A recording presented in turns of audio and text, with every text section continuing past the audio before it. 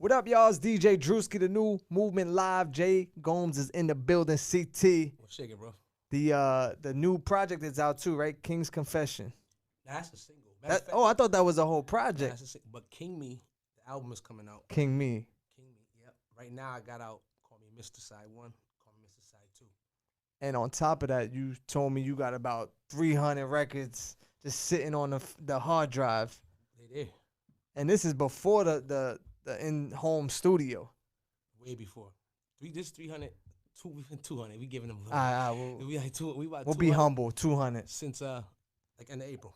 Since April. End of April. That's not including what was already there. Jeez. Yeah. So is this like full-time, straight on full-time artist mode? Listen, I'm on overtime artist mode. Overtime. Yeah, you can see it, you can hear it in the music. You know what I'm saying? That the hunger is different, and the fact that you know how to adapt to sound too. You know what I'm saying? You play me records that were straight boom bap records like Hove that we're gonna talk about, and then you just went drilling on them right after that. So like let's talk about that. What do you? Because I personally feel you sound good on the boom bap stuff, right? Yeah. And I know as an artist, you're like, all right, I could do both. I'm a talent. Like I could do the drill. What do you feel more comfortable working on, and what gets you excited? Honestly, I'm comfortable with everything. Everything. When you hear people say I grew up in music, right? I don't know if the definition of that is the same as mine. As yours. My father was a DJ. Yes. When we had a small apartment, his equipment was in the living room. So you think when the end of the 80s, the 90s, I grew up in music. Right. I was here for every sound. So, you know what I mean? I would be disrespecting somebody if I couldn't adapt to every sound because I literally came from every sound. Let's before we even go to the music, because you brought it, I was going to bring it up about your pops being a DJ. Yep. Your pops is a DJ, legendary DJ, right? It's not just like if you go back to the 80s and 90s, your pops is well-respected DJ when it comes to hip-hop. So now you're surrounded by that. Years later, you grow up, and at what point did you say, yo, Dad, I'm going to be a rapper? I was a DJ first. I started DJing first. I wasn't. Right. But I DJ'd first. But, I guess being in music, you had it in you. It started with remaking songs and making jokes out of them, going somewhere and tripping. Right. And shit. And then it just, it was just in me. Like, I just did it. And I got good at it. You know what I mean? And then it came second nature. Like, I'll make a song about making a sandwich. and then just kept going. Yeah, it kept going. And to the point where it got easy, so I didn't focus on it. You know what I mean? Like I should have been. How was the support, right? Because a lot of artists, especially when I talk to new artists, it's like, I was doing it on my own. My family ain't really understand what was going on. Being you come from a music family, was it like super supportive? People understood? People, or was it like, oh, here goes Jay with more music stuff? The crazy thing is my pops just passed away. So my pops was a DJ. Right. My mom's a minister. So wow. I had two sides. My mom she never not supported me. But she's never been to a show. My father was he's one of 3 people who's been to every show. And it's to the point where he sent me music all day, every day. Like, yo, what you could do with this? Right. To the point where I'm like, he think I listen to music and all day. Like, let me read something. That's all I'm doing. Yeah, and then now, and that's kind of how we got all these songs now, because when he passed, I needed a distraction. So I went into that mode. And when I got into that mode, I just never came out. I just haven't. And so you think the 6 months I've been, in that mode. Right. You know what I'm saying? So it's this sound. But always to the point, support, it was more than that. You know what I mean? It was, he's pushing it on me. Leave me alone. But you know what I mean? It's, that's what it was. Right. And now 200 songs later, you got Hove out is one record. But I see in a lot of your records, you always big up Hove, you big up Biggie, like you reference certain things. Were those some of the artists that you were listening to, inspired you? Absolutely. And kept you on this, because you still got the rap in you. Even on the drill records, you're rapping. That's what everybody says. Everybody says you're still giving bars on it. Right. And you don't usually get that on those drill records. You don't.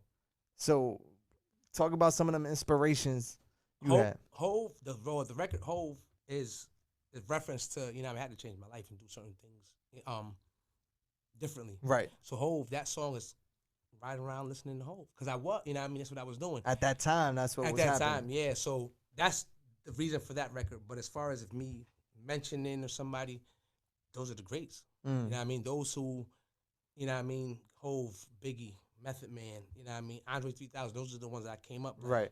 Andre 3000 is probably the person who made me want to be able to flip my flow. Because he's flipped his flow. You know what I'm saying? Big, you know, was younger. Like Big was, okay, the first one. Mace, you know what I mean? These guys, you know what I mean? Right. I looked at and I won't say studied, but listened to all the time. And then once I got it, like I got my own, you know, my own flow pattern, my own sound. But at the end of the day, that's what I grew up on. Right. And then listening to the things that they were saying, plus the things that I was doing, you know, it was like a marriage. And a lot of those dudes, right back then, you got Hov, Big, you got Brooklyn, you got Pun, and you got the closest I feel to you was probably like the LOX. You know, you got Kiss, you got Chic and them up in Yonkers. But in Connecticut, what was going on? Like, was there anything happening in Connecticut as far as the music scene? There's a lot of talent in Connecticut. It's a lot.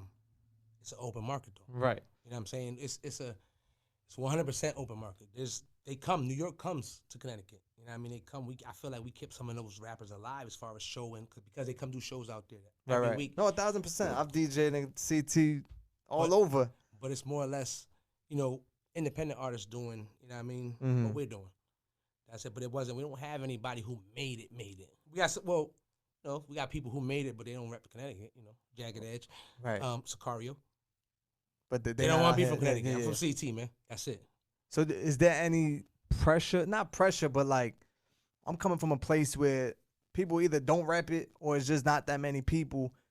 I gotta go a little extra harder because of that. You know, I'm going hard for Connecticut. Right. At the end of the day, every interview I've done thus far, every magazine is big enough. Connecticut. Let's get Connecticut on, because at the end of the day, there's a lot of Connecticut artists that's nicer than everybody else. You know what I mean? I'm not gonna big in the whole state. Yeah, you can't there's start a whack rapper everywhere. Yeah, you can't. But at the end of the day, we got a lot of dope artists out there. A lot of dope artists, a lot of dope producers. There's talent out there. So, you know, I'm CT. Even in his New York Weekly articles, he's shouting out CT. Yeah, absolutely. Absolutely. Is there any features, anybody you work with, whether it's from Connecticut, from the New York City? Actually, the song King's Confession is from artists out here, homie Elamese. Got it. I just got a feature from Raz Kaz. I got a couple features coming, but I'm trying to keep us bring the Connecticut. Right. You got the R&B joint with, I believe his name is Avery, right? Avery Luke, yep. That video is out now. That video is out. That's Go run it up. Yep. Simple video, fly, you know what I'm saying? And the record, to me, and I'll say it on camera, I told you, I said, yo, even though you got the hard joints, you got the drill, this one, I feel like sonically just connects to everyone. Whether you're female, you're male, you're 20 years old or 50 years old, like you can rock with it. It's one of those type of records. That's a dope record. That's the song that the beat. I sat on it for a minute. I wrote the hook. I was gonna swing the hook, and I'm like, man, let me call bro. Right. See, you're smart, because some artists will try to do it instead of actually getting a singer on the record. Yeah, I wasn't gonna sing, but I was gonna. Oh, do your thing on it. I've done it. You know what I mean? But I'm like, this song needed, because I felt it was a big record. I felt it was a big song, so I'm like, let me call him and see what's up. Sent him the beat. He was with it. We got it done, and we shot that video. And we're actually pushing that right now. That's like